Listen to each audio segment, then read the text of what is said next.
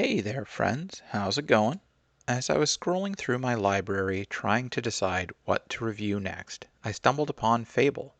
This year marks the 20th anniversary of the game, and with the new Fable just around the corner, I figured, why not give it another playthrough and ask the question, does it still hold up? Just to clarify, I'm playing the Fable Anniversary Edition released on the Xbox 360.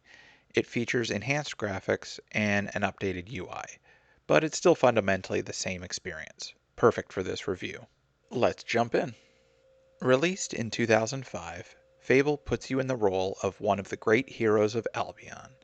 You start out as a kid trying to buy his sister a birthday present. Your father strikes a deal. For every good deed you do around town, he'll give you one gold piece toward that gift. Now, what really made Fable stand out in its time was its morality system.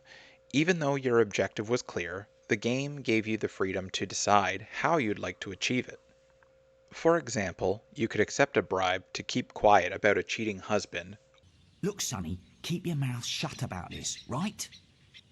Tell you what, if you keep this little secret, I'll give you a gold piece. or smash up some barrels with the local delinquent. The choice was yours.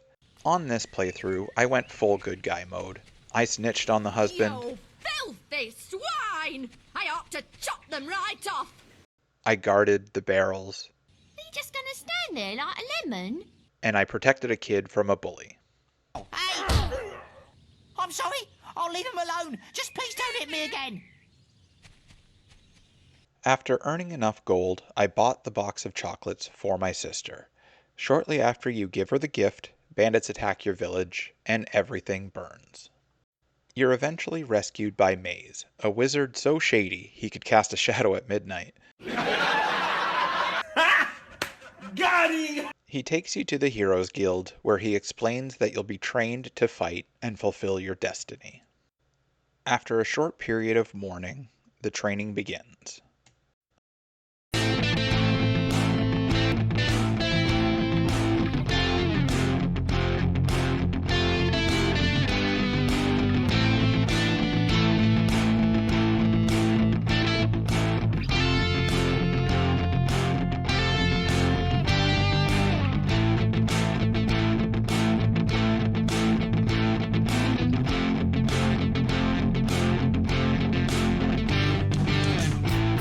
When it's over, you become a full-fledged hero of the guild, ready to take on the world. You start with a handful of early game quests, farting in front of villagers, slaying the Wasp Queen, beating Whisper's ass, again,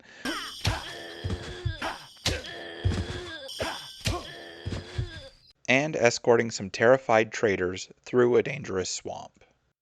Eventually, you make your way back to Oakvale, where you hear rumors that your sister might still be alive and is being held captive by bandits. You fight your way through their camp and face their leader Twin who turns out to be more like a butter knife than a real threat. Jesus Christ. That's Jason Bourne. After defeating him, you reunite with your sister, who reveals that your family has a hidden power and hints at an upcoming arena tournament.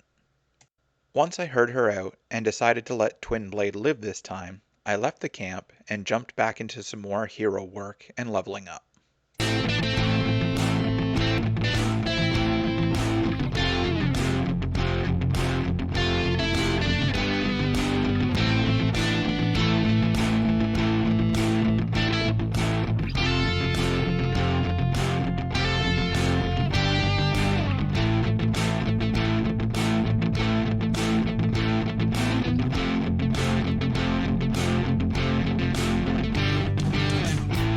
Eventually, I completed the White Balverine quest in Knothole Glade and got my invitation to the arena, which, in my opinion, is where Fable really starts to shine. At that point, I decided to call it to avoid spoilers. If you can spoil a 20-year-old game. Anyway, that brings us to the big question. Does it still hold up to today's video game standards? The short answer is yes, but with an asterisk. The story is still just as unique and charming as it was back then, packed with that classic Fable humor. and the morale choice system still feels great to play with. With that said, the controls do show their age. They can feel a bit clunky and stiff at first, but once you settle in, it's not too bad. If you haven't played it yet, I definitely recommend giving it a try. Who knows? It might just become your new favorite game. Thanks for watching.